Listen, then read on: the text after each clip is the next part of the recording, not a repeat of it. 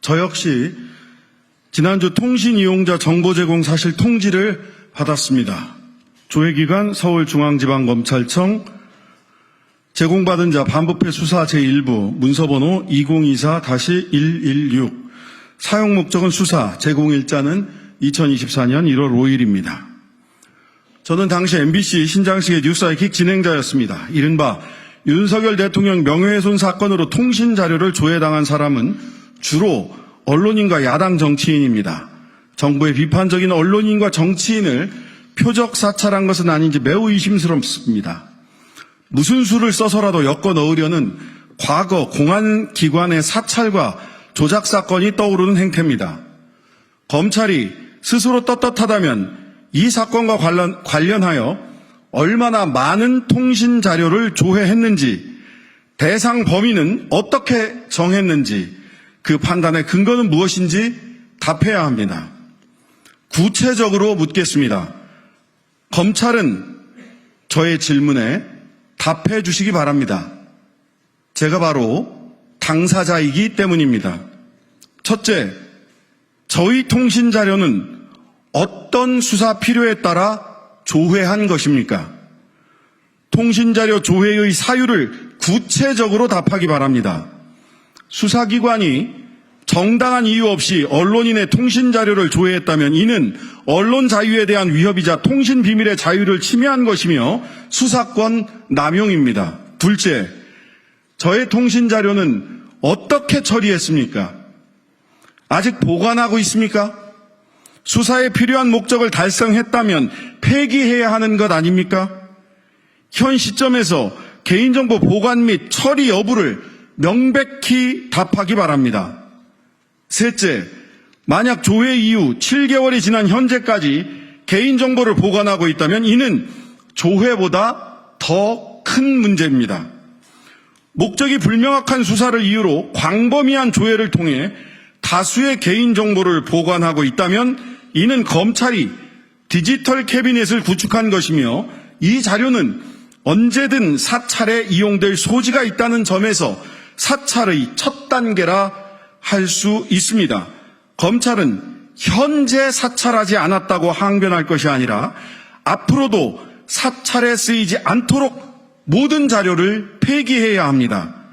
왜 보관하고 있는지, 언제까지 폐기할 것인지 답하기 바랍니다.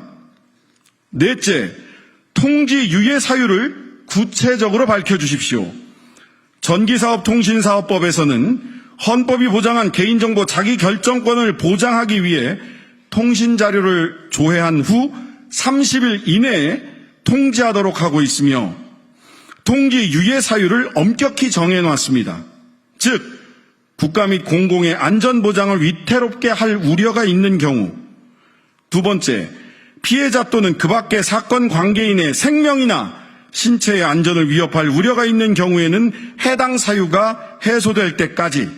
셋째, 증거인멸, 도주, 증인 위협 등 공정한 사법 절차의 진행을 방해할 우려가 있는 경우. 넷째, 피의자, 피해자 또는 그 밖의 사건 관계인의 명예나 사생활을 침해할 우려가 있는 경우.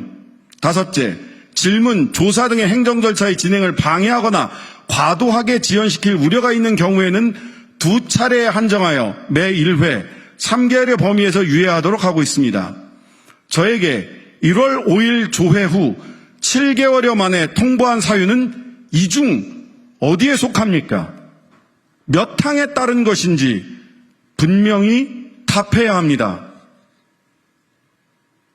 제가 국가 및 공공의 안전보장을 위태롭게 했습니까? 피해자 또는 그 밖의 사건 관계인의 생명이나 신체의 안전을 위협할 우려가 있는 경우에 해당하나요? 증거인멸, 도주, 증인 위협 등 공정한 사법 절차의 진행을 방해할 우려가 있는 사람인가요? 질문, 조사 등의 행정 절차의 진행을 방해할 우려가 있는 사람인가요? 제가? 어떤 사유로 7개월간 통지를 유예했는지 분명히 밝혀주시기 바랍니다. 통신자료는 이용자의 성명, 주민등록번호, 주소, 전화번호, 아이디, 가입일 또는 해지일을 제공하게 됩니다. 민감한 신상정보가 포함되어 있고 다른 정보와 용이하게 결합되어 악용될 수 있어 수사에 꼭 필요한 범위에서 최소한으로 활용되어야 하는 게 원칙입니다. 최소 침해의 원칙을 지켜야 합니다. 또한 혐의가 있는 만큼 수사한다는 비례의 원칙을 지켜야 합니다. 만약 사건의 수사 대상자나 참고인들의 통화 목록에 전화번호가 포함되어 있었다는 이유만으로 전기통신사업자에게 통신자료를 요청한 것이라면 수사기관의 통신자료 수집의 남용에 해당합니다. 통제받지 않은 경찰의 자의적 판단이 가장 큰 문제라는 것입니다. 개인정보 자기결정권은 헌법에서 보장한 기본권입니다. 자신에 관한 정보가 언제 누구에게 어느 범위까지 알려지고 이용되도록 할 것인지 그 정보 주체가 스스로 결정할 수 있어야 합니다. 수사기관은 수사를 위하여 개인정보를 파악하고 수집하는 과정에서 이를 보호할 의무가 있습니다. 검찰은 통신자료를 광범위하게 제공 요청하고 취득하고 느슨한 법망을 피해 보관하면서 헌법에서 보장하는 행복추구권, 사생활의 비밀과 자유, 통신의 비밀 등을 침해했습니다.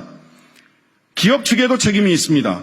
전기통신사업자는 법에 의하면 열람 또는 제출을 요청하면 그 요청에 따를 수 있다고 되어 있지만 사실상 의무 제출하고 있습니다. 개인정보에 무감각한 기업 운영을 보여주는 것이라고 할 수 있습니다.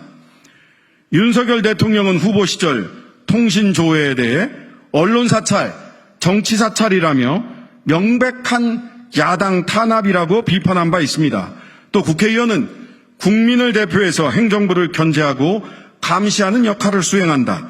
국회의원에 대한 사찰은 국민에 대한 사찰이기도 하다. 이 정도면 공수처의 존폐를 검토해야 할 상황이 아닌지 생각하지 않을 수 없다고 했습니다. 윤석열 대통령께 그대로 돌려드립니다. 이 정도면 검찰의 존폐를 근본적으로 검토해야 할 상황이 아닌지 생각하지 않을 수 없다.